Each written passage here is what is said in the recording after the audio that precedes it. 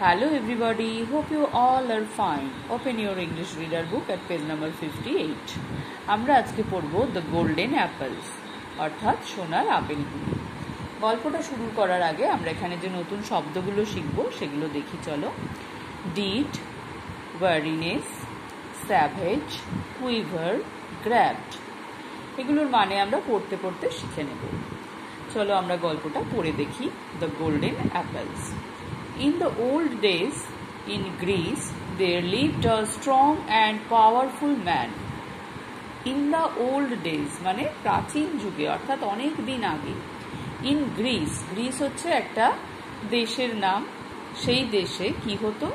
There lived a strong and powerful man. সেখানে একজন খুব শক্তিশালী ক্ষমতাবান মানুষ বাস করতেন। His name was হেরাকলস। তার নাম কি ছিল? হেরাকলস। তাহলে যে শক্তিশালী ক্ষমতাবান মানুষটি বাস করতেন গ্রিসে তার নাম ছিল Heracles. Although he was good and kind, যদিও তিনি ছিলেন গুড অ্যান্ড কাইন্ড, ভালো এবং দয়ালু। He had a bad temper, কিন্তু তার মেজাজ ছিল খুব খারাপ। হোয়েন হি বিকেম অ্যাংরি, যখন সে খুব রেগে যেত, তিনি খুব রেগে যেতেন। He did great harm to people. তিনি কি করতেন?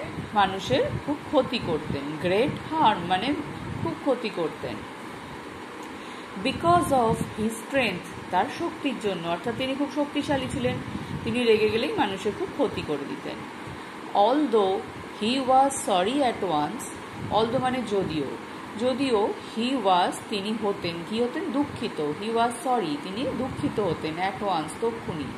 ফর দ্য রং, সেই ভুলটা করার জন্য। হি হ্যাড ডান, তিনি যেটা করেছেন, অর্থাৎ তিনি তাকে হয়তো আঘাত করলেন বা তার কিছু ক্ষতি করলেন, করে তিনি আবার সঙ্গে সঙ্গে খুব দুঃখিত হতেন তার সেই ক্ষতিটা করার জন্য বা তাকে সেই আঘাতটা দেওয়ার জন্য, অর্থাৎ তিনি যে ভুলটা করলেন সেটার জন্য তিনি দুঃখিত হতেন আবার।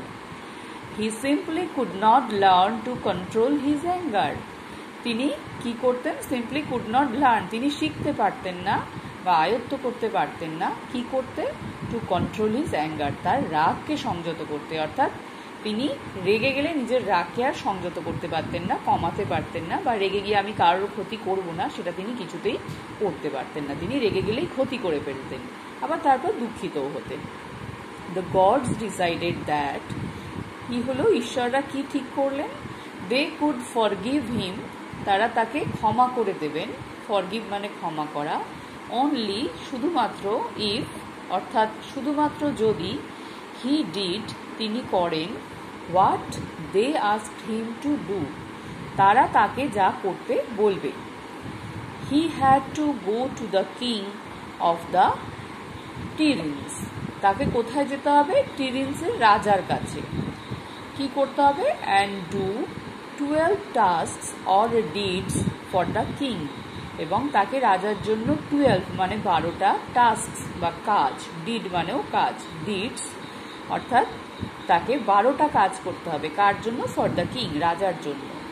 Each task was more difficult than the one before, each task প্রত্যেকটা কাজ, ওয়াজ মোর ডিফিকাল্ট কি ছিল?